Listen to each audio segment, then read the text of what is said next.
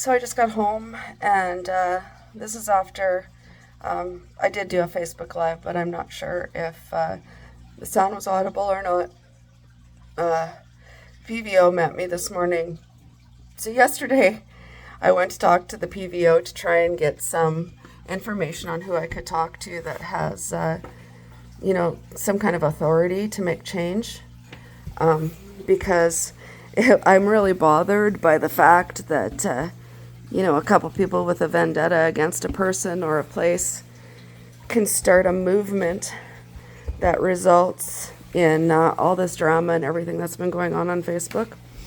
So I contacted them because I wanted to work with them and make some change, put in some policies in place and guidelines so that, rescues are obligated to do this, this, and that, and work together with the provincial vet, and maybe see if we could do a course on body scoring and everything, so everybody was up to snuff. Then I got a phone call in the afternoon telling me that they needed to meet with me to give me some time-sensitive documents. So I got Shelly and Robin to come with me to meet with them. So we showed up at the cutoff from Stonewall, like number 7 and 67 there. We showed up at that cutoff, and they told us that they were seizing the animals today,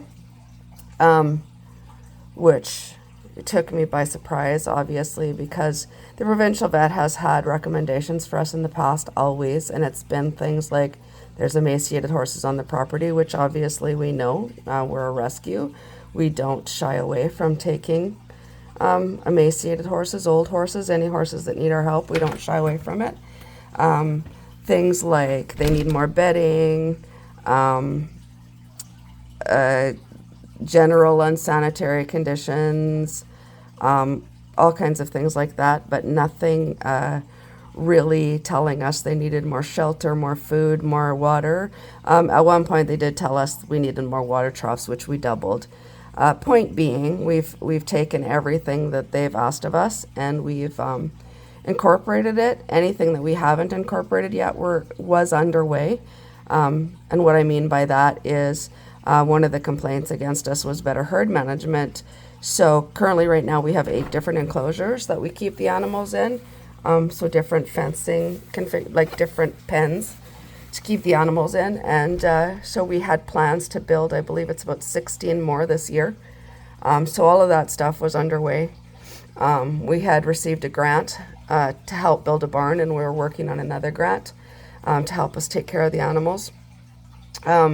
Literally have spent I think it's like $30,000 or something like that on hay in the last year, and that doesn't include the hay that's been donated to us. And over and above that, it's been $1,000 a week in other feed, like Finishing Touch, Senior Feed, and Developer, which I have all the records for. We've had regular vet care for the horses. Of course, there are horses that are unhandleable, so they haven't had proper farrier care, of course, because we have to get them to a place where they can receive it. And unfortunately, we're talking about animals that have lived all their lives unhandled. So it's not the easiest thing in the world to train them, but stuff that we were all working on. And so anyways, so I contacted a couple people, of course, because we have horses that are boarded here. We have horses that have already been adopted and just haven't left yet. And we've got, our cows have been adopted. We've got all kinds of things that were underway. So I've been contacting people to basically try and help with this situation. I don't know, come get their cows, things like that.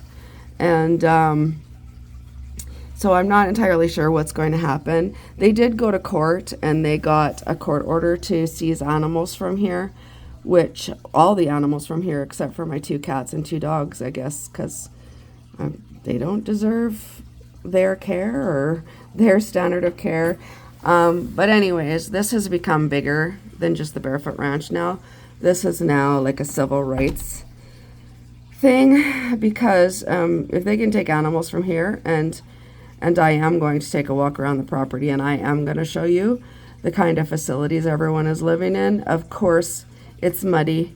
We can't do anything about the weather, but you'll be able to see that the attempts that we've put in to try and, you know, give them comfortable place to stay. And, you know, we're not perfect. There's improvements that we could do, but we still, you know, I don't think that there's anything here that makes, you know, taking animals away the answer. But anyways, I'm going to show you. Right now they're setting up this big frickin' chute system, like all we've got here is wild horses, and it's over the top. These animals are going to be treated so poorly right now, but I guess that's what everybody wants, right? So I'm going to flip this camera around so I can show you. That right there is all the wool that we had taken off of our sheep. We were told the sheep were in emaciated condition, and you guys have seen pictures. These sheep were emaciated. They're literally in perfect condition. You can see them over there setting up all their panels that they're going to use to run the horses in, which is sad in itself, but that's the way it is. I'm going to take you into the petting zoo, which, like I said, extremely muddy, so don't hold that against us. But what I want to do is I want to show you the pens, and I want to show you the straw, and I want to show you the care these animals have been receiving, just for future prosperity and any kind of proof I'm going to need in court while the animals are still here, because I want the court system to understand what they're seeing and what's been done here. So here is one of the sheds that we use for a shelter. This one was just refinished last summer, and you can see that it's all fresh bedding in there to help keep them warm and dry. We've got another pen right here that has some of our chickens are hanging out in here, but all fresh bedding in there as well to keep them warm and dry. We've got a little pallet pen here with the tarp on it so that the animals can go in and keep dry. This one, the door is kept open so they can come and go as they please. But once again, freshly bedded as well. Here's the bunny cages. They are all vacant except for this one here, which I'm going to show you, which is all, needs to be cleaned, but fairly decent bedding. These are the bunnies. Yes, they need to be fed and watered, but we didn't quite get a chance to do our chores this morning. So that's unfortunate, because sure, that looks bad on our part, but we haven't had much of a choice today, and this is not really about us. This is about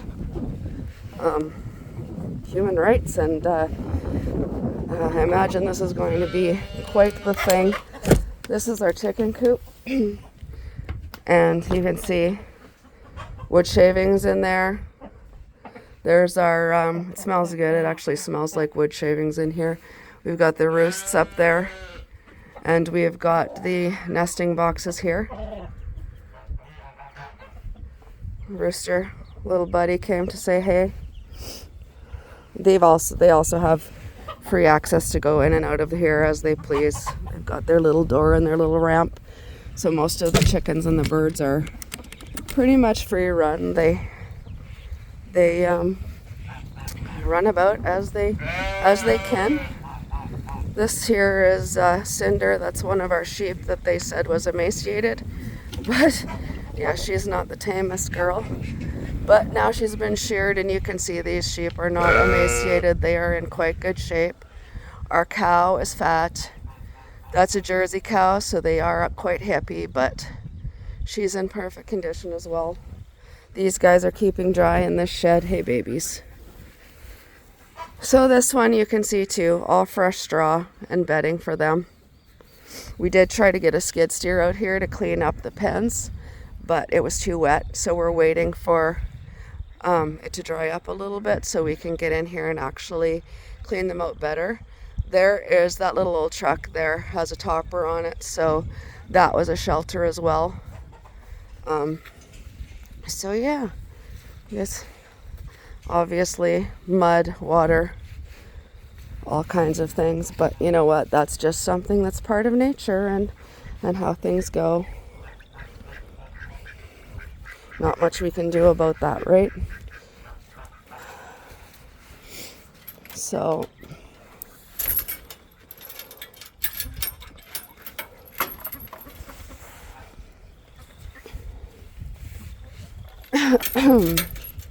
sorry if this is a little bit wobbly and all over the place. I really wasn't planning to do this today.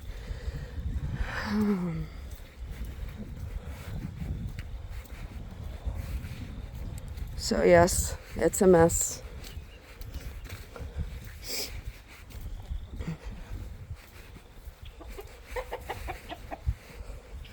This here is where our pigs go. You can see that they've got bedding in their little shelter back there, and this actually used to be a shelter for Max when he was here until he went to Lorraine's. So that's our little pig pen. We've only got 2 pigs in there, which they're about to be taking.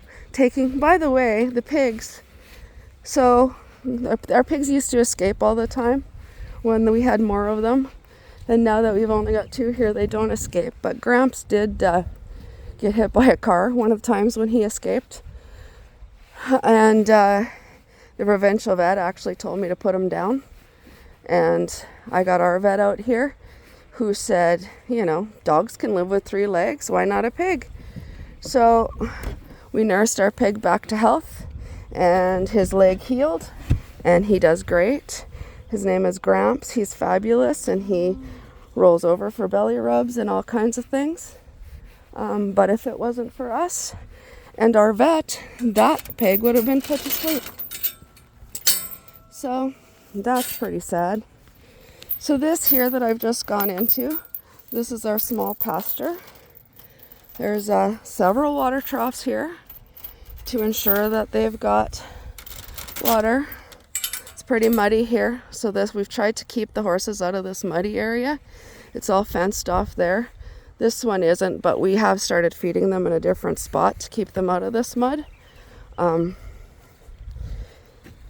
Because we can't do anything about the weather, but we're trying to keep the animals high and dry. So these ones here are pretty much our special needs guys. So as you can see, there's plenty of trees for coverage, plenty of grass over there. I believe this little package here is about a 40 acre pasture, and they've got their little shelter there, and and they hang out over here. They've got those gray bins there. That's where we give them their developer, because this is where the young ones are kept, and the ones that we've just put a bunch of weight on. So they transition out of our skinny pen into this small pasture so they can still receive special feed and everything. So those gray bins are for their mash. There's their hay, and here's their shelter, which also contains bedding. There's Sienna, not loving the rain. And they also have water troughs over here, just so they don't have to go in the mud. They've got mineral blocks, they've got salt blocks. They've got a spot bedded out here so that they can lay down if they don't want to go into the shelter. Here comes Storm. Hi, baby. I know. Here comes Storm and Blue and Cheyenne and Felix, Beauty, Cash and Oakley. Hi, babies. Horses don't act like this when they're abused. They would be scared of me and they would be flinching. And these are rescue horses, so a little more sensitive than regular horses. Here's Alex. Ooh. Here's Alex, Felix, Chester, and Angel. So that's who's over here. And those guys over there are actually in the big pasture. And you can see those ones are actually in excellent condition. Those are the ones that don't need any special care. You guys, you know something's up, hey? Yeah, I know. There's beautiful Beauty. Lovely baby.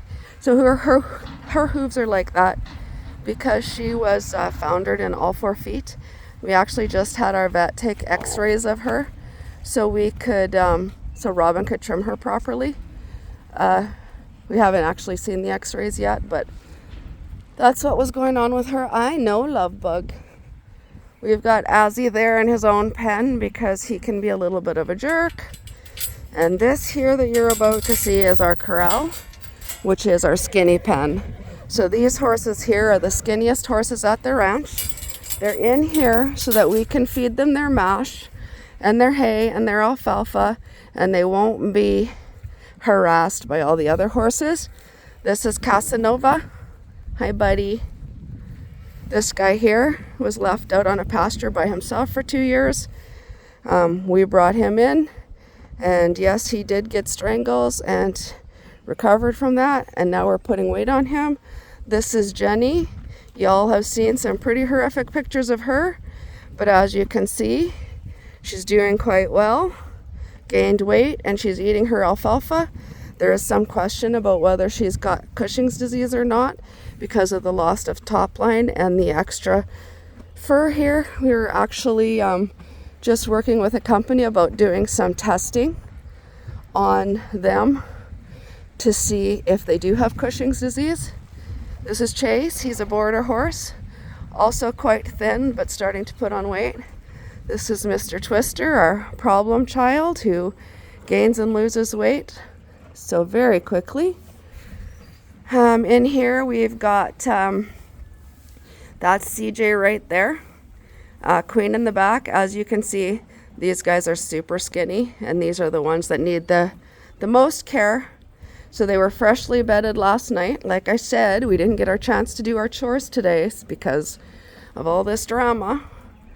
And there's Phoenix back there, who was shipped to us from Ontario, whose life we literally saved. And we've got Bud right here, handsome devil. And this one here is CJ. All of these guys. This is Diego. Hey, buddy. He's also lost a considerable amount of weight, and we are working with our vet. We're working with our vet to try and get them to gain weight. This is Silver, and behind Silver is Flash. But you can see they've all been individually penned so that they don't have to compete for food. And that's our little stud pen over there. This little guy is Blitz. He's eating his alfalfa too, and he's got hay, straw to lay in. And as he's already done his, and this guy we're thinking might have Cushing's disease too, because it's been impossible to get him to gain any weight. So that's our skinny horses. And now I'm going to go out in the big pasture so I can show you guys the healthy ones, because I think you guys have seen probably enough skinny horses from here all over the place. But I'll see if I can introduce you to some of them.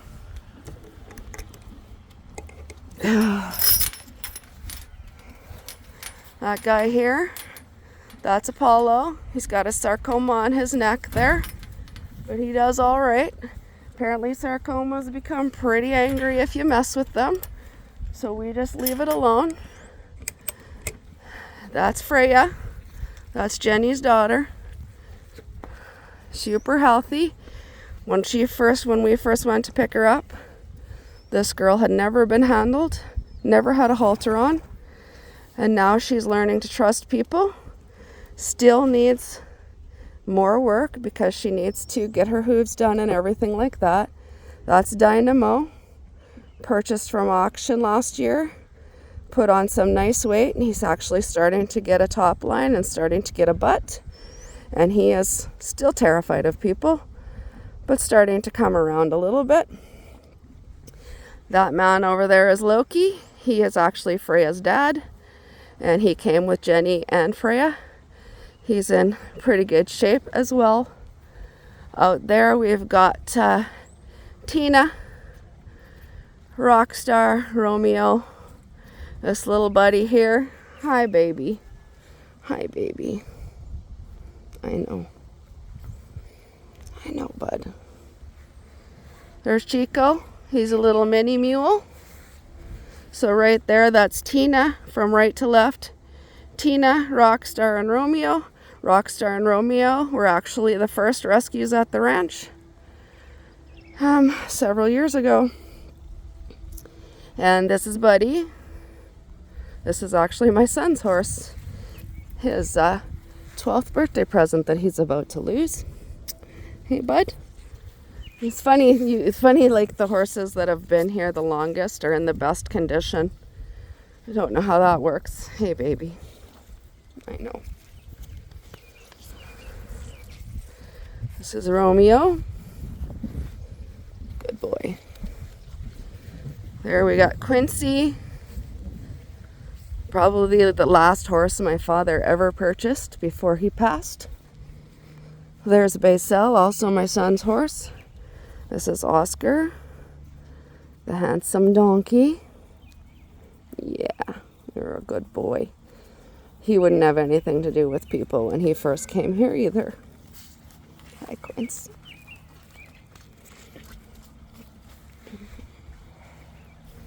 What you're seeing here, just keep in mind, is only like the close area. There's literally 120 acres here.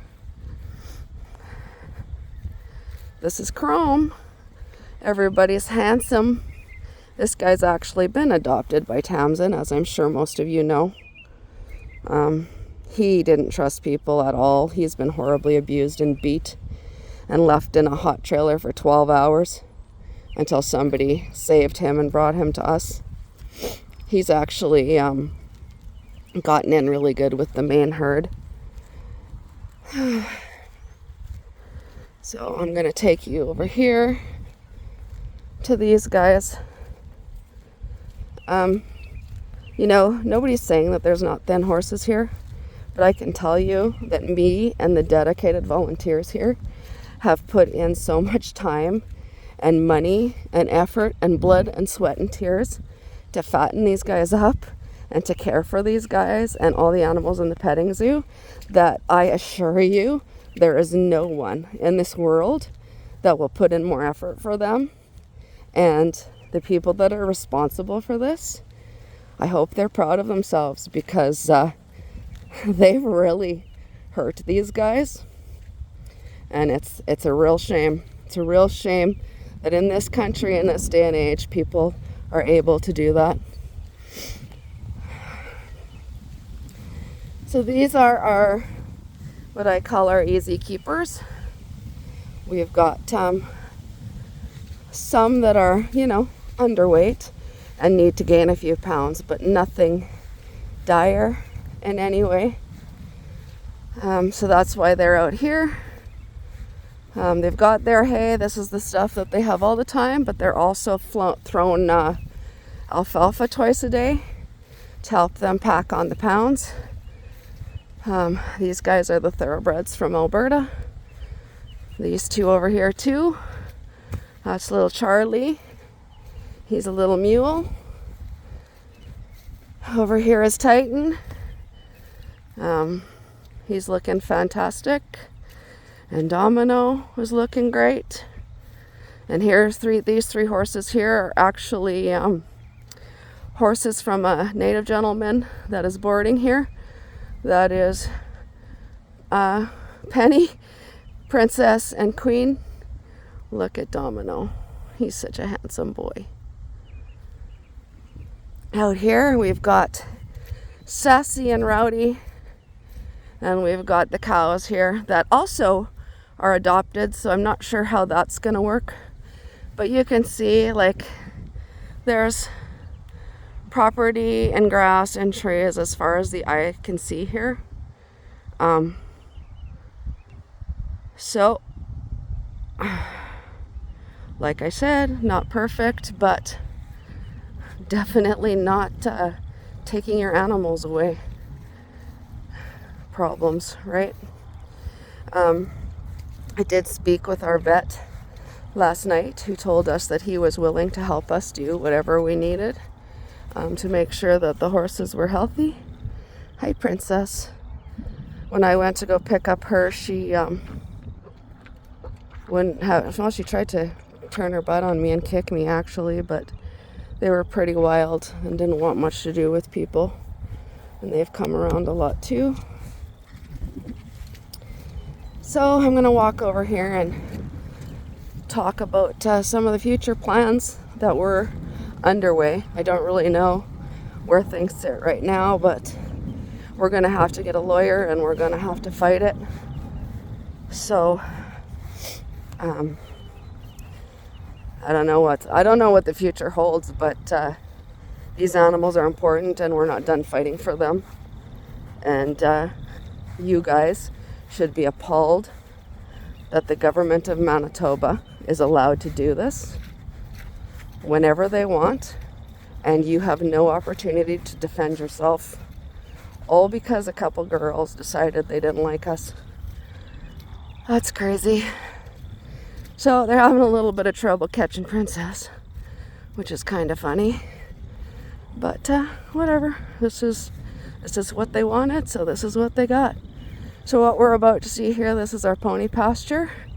These are all the provincial vet people in here, chasing the ponies back and forth from one end to another, which is not how to catch ponies. If I were to go out there right now with a little bit of oats or treats, they'd all be in my pocket, but that's their job, right? So as you can see, the ponies also have, well, wet straw now, unfortunately, because it's raining, as it has been for the past 2 weeks. There's their shelter, and they've got lots of trees for shelter here too on both sides. Not the north side, but that was part of the plans. So right here along this fence, that's where the plan was for the barn to be put in. So it would run from that front gate there all the way to over here. You can see we've just built a winter pen there to keep them on that in the wintertime.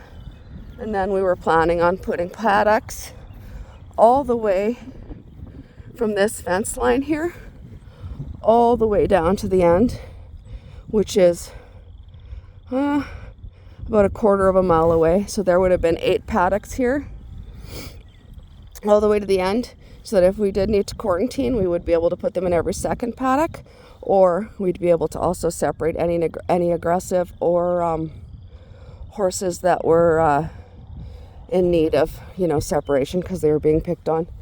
And then we were going to leave a 20-foot or so space so a tractor could go through, and we were going to do another whole row of paddocks from here to the end.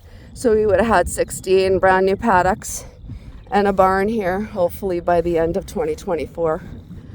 But now we're going to be spending our money in court on lawyers fighting this because they think this is a actionable case of horse neglect and abuse, which should terrify everyone else in Manitoba. Because I realize that there are, people that own horses and they keep them in the barn and they get their special treats and their special feed and their special hay and get really, really fat. But that's great for all the healthy ones. Where are the ones going to go that nobody wants? Because we're not here anymore. You've got 2 rescues left that you haven't shut down yet. I urge you to treat them better and make sure they stick around and don't go anywhere. Anyone that's interested in helping us with this legal battle, because this is wrong, I'm sure we'll be accepting donations to help cover legal costs, but right now we're just in the position where they're taking everything, so I guess we'll find that out later. Thanks for your time. Bye-bye.